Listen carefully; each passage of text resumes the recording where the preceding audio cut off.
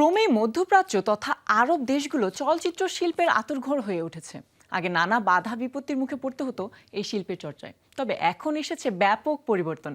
Hollywood, Bollywood সহ বিভিন্ন দেশের সিনেমার শুটিং হয় মধ্যপ্রাচ্যে। ফলে এখানকার স্থানীয় চলচ্চিত্র শিল্পীরা শিল্প চর্চায় পাচ্ছে স্বাধীনতা। এই সাফল্যের ধারাবাহিকতা ধরে রাখতে নতুন একটি চলচ্চিত্র উৎসব আয়োজিত হতে চলেছে কাতারে।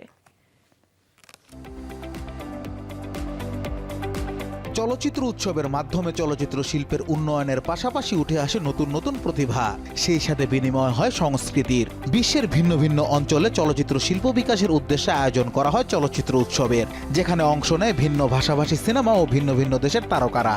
এতে করে যোগাযোগ বৃদ্ধি পায় মিডিয়া ব্যক্তিত্বদের সাথে। এরই পরিপ্রেক্ষিতে কাতারের দোহায় আয়োজন করা হবে একটি নতুন চলচ্চিত্র উৎসবের। As you can see, I'm at home with my kids.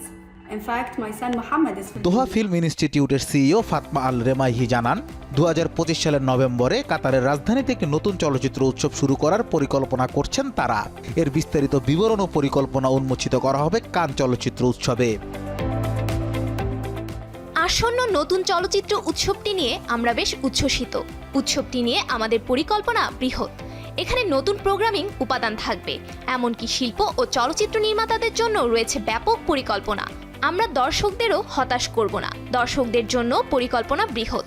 নতুন এই উৎসবে ডিএফআই এমন কিছু করতে যাচ্ছে যা শিল্পের জন্য কল্যাণকর, বিশেষ করে দোহার জন্য। ডিএফআই এর নতুন ইভেন্টটি চলতি বছরের নভেম্বরে অনুষ্ঠিত হবে বলে জানা যায়। সেই সময় দোহায় আয়োজিত হওয়ার কথা ছিল আজিয়াল চলচ্চিত্র উৎসবের, তবে জানা যায় আজিয়ালেরই নতুন একটি সংস্করণ হতে চলেছে আসন্ন উৎসবটি।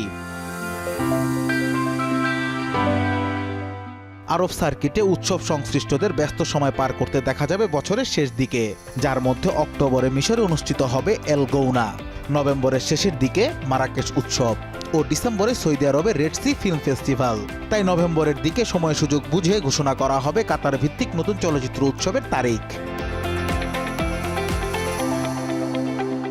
ডিএফআই এবছর তাদের 15তম প্রতিষ্ঠা বার্ষিকী উদযাপন করছে, তাই নতুন চলচ্চিত্র উৎসবটি সংগঠনের জন্য একটি গুরুত্বপূর্ণ অধ্যায়। এখানে চলচ্চিত্র অনুদান, কর্মশালা, প্রোগ্রাম সহ বিভিন্ন পদক্ষেপ নেওয়া হবে, এমনটাই জানান উৎসব সংশ্লিষ্টরা। Anas Imran, showbiz tonight.